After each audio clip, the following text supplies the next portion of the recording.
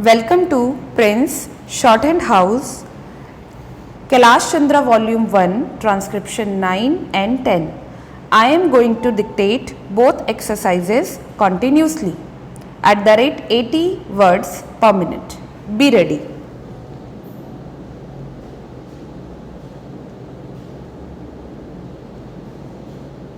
Start. Sir, the budget has been variously described and criticized as one that increases the burden of the common men, one which gives concessions to the rich and encourages foreign investments. I agree, sir, that it is all this and much more. But it certainly is not a highwayman's budget. To my mind, sir, the budget is sincere, conscientious, and at the same time, it is a bold effort on the part of the finance minister, who is charged with heavy responsibility of finding resources for the 10th 5-year plan. This plan, to my mind, sir, is not at all ambitious in view of our needs.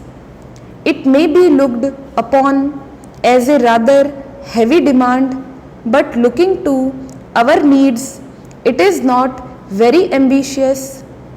Sir, the fact that even the considerations of the coming general elections could not deflect the finance minister from the course which seemed to him necessary and proper should earn him the appreciation of every right-thinking man. The common man's interest, as I said, is nearer to our hearts than perhaps some others can claim, or at least it is equally nearer to us, and yet there come times in a nation's history when it becomes necessary for the people to postpone the fruits of their labor and enterprise to secure the future. Here also, sir, opinions may differ. According to the Communist Party, such a time came during the last Great War when they were exhorting people, the common people, to contribute their full might to the war effort. According to us, however, sir, we are passing through such a time at the present moment, and I have no doubt that the common people appreciate this position and will willingly tighten their belts, contribute their full might, and will surely return the Congress to power, having full confidence in the future and looking to a future where their posterity will be assured of a far better social and economic order. Who, sir, does not sympathize with the difficulties of the common men? As a matter of fact, most of us come from that class, and I am sure the finance minister would have liked to do away with some of the levies. None would have been happier if he could have done without these new levies, but there are, sir, certain very imperative limitations. We are passing through a critical period. Sir, it may not be necessary to continue these levies for a long time. Rather, I am inclined to think that before long it may be possible to give up some of them. At least I have very valid reasons to think so. Our public undertakings are coming to their own, and some of our important irrigation and power projects have just been completed. Some others are nearing completion, and in due course, I think in the very near future, they must yield returns. This will go a long way to lighten the burden of the common men. We might, sir, also resort to some other ways. I suggest that we might take to public trading in some specific items of export and import. That would also certainly go a long way and help us. The private corporate sector has been steadily growing and has been developing capacity. It is sure to benefit from all these present concessions and develop greater capacity. This sector must come forward to meet new demands for taxation in the future. I agree that so far as indirect taxation is concerned, it has reached the saturation point, but the corporate sector, growing as it is in strength, in vitality and in capacity, will not, I am sure, shirk its responsibility to contribute to the common fund. I wish, sir, the committee which had been appointed to go into where the additional national income had gone, had entered upon its labors a bit earlier and had made its findings available to us. I do not want to state its findings, but I have a feeling that the committee, when it concludes its labors, will come to the conclusion that a major portion of this additional national income has gone into the pockets of a comparatively small number of men, small number of individuals, and it is they who must in future contribute their share to the country's taxation needs, because the profits they have earned are not all due to their own efforts and enterprise only. To a very large measure, they are the result of the economic policies of the government and due to certain other circumstances to which they did not contribute anything. Therefore, there is ample justification for the two taxes, the capital gains tax and the excess profits tax. I need not go in detail into all the reasons that my honorable friend has explained earlier so lucidly, but I must say that I entirely agree with them all. Having said this, I would like to say a few words about allocations which have been made to the various ministries in the budget. Stop.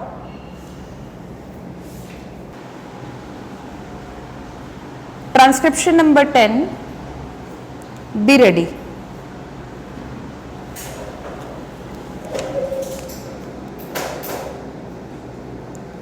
Start. In discussing the demands for grants of the Finance Ministry, we have got to see to what extent the administration of this particular ministry has led to the development of our national wealth and the securing of the welfare which our state claims to have in view. Madam, we must try to analyze very carefully the working of this particular ministry because it is not merely a department of the government, so to say, but it is the nerve center of the administration of the country. I would like first to refer to the role of foreign capital because in determining the manner in which the permission of capital issues has been guaranteed by the particular administration, we should keep in our mind to what extent the interests of our nation have been served. I fully endorse the statement which the previous speaker has made so far as repatriation of the investments made by foreigners and of profits are concerned. We have dealt with this topic quite a number of times and I do not want to reiterate anything apart from only supporting what the honorable member who just now spoke said. Para change. I would now like to deal with the investments of foreigners in India. Madam, the government of our country accepted the proposition that in allowing foreign investment, it should come in only in such industry and such form of production wherein our national investors will not come forward and in which technical skill is wanted. There is also one other factor which the industrial policy of our government of 1948 as adumbrated further in 1949 by the Prime Minister laid down. It is specifically said that the control and ownership of such concerns should, as far as possible, be in the hands of Indian nationals and the technical know-how of our country should be developed. I would like to emphasize the figures that have been put forward for the last few years. From 1997 till the end of 2012 or the early part of 2012, it has been reported that rupees 19,000 crores of foreign capital have been allowed to be invested in our country. Of that, practically more than rupees 6,000 crore have been allowed to be invested in managing agency and trading enterprises in our country. So far as the government policy is concerned, we find that a sum of rupees 4 crores has been allowed to be invested this year.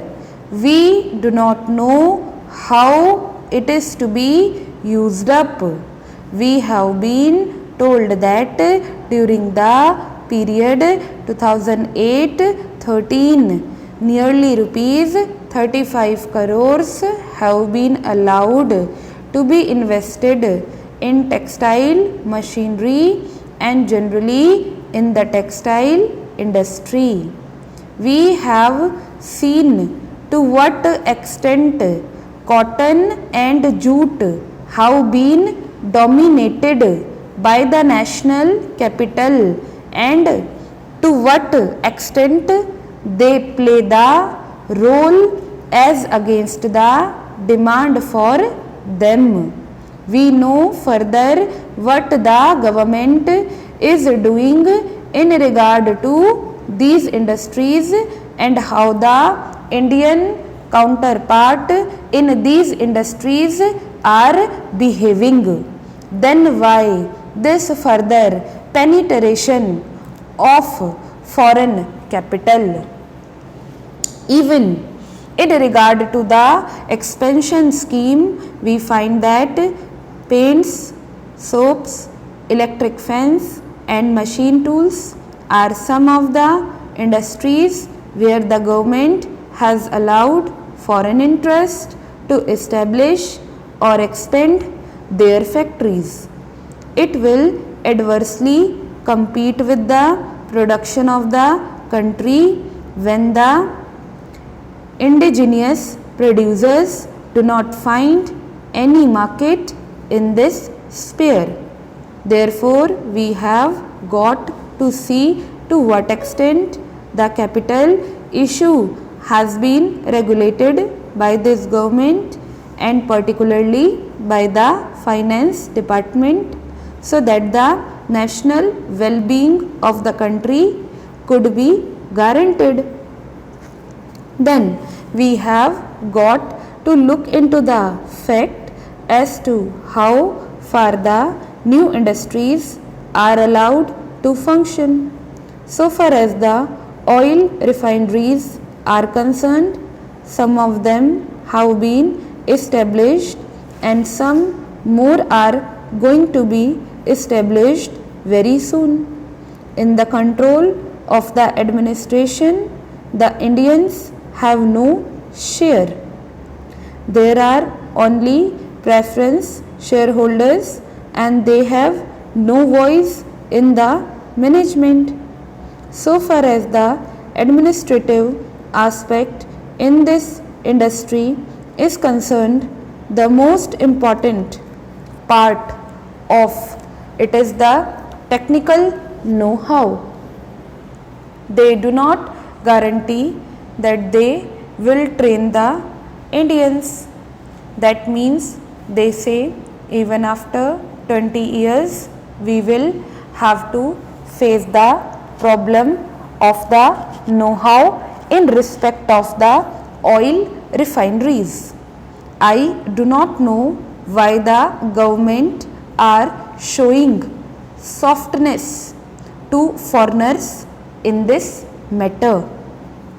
Then we have another investment in collaboration with the Indian chemical industries for the manufacture of civil explosives.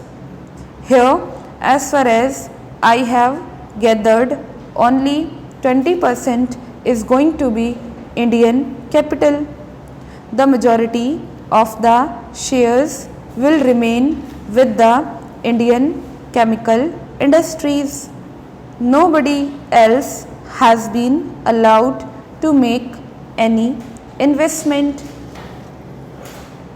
It would have been better if other companies and private individuals had been given an opportunity to purchase the shares. Stop.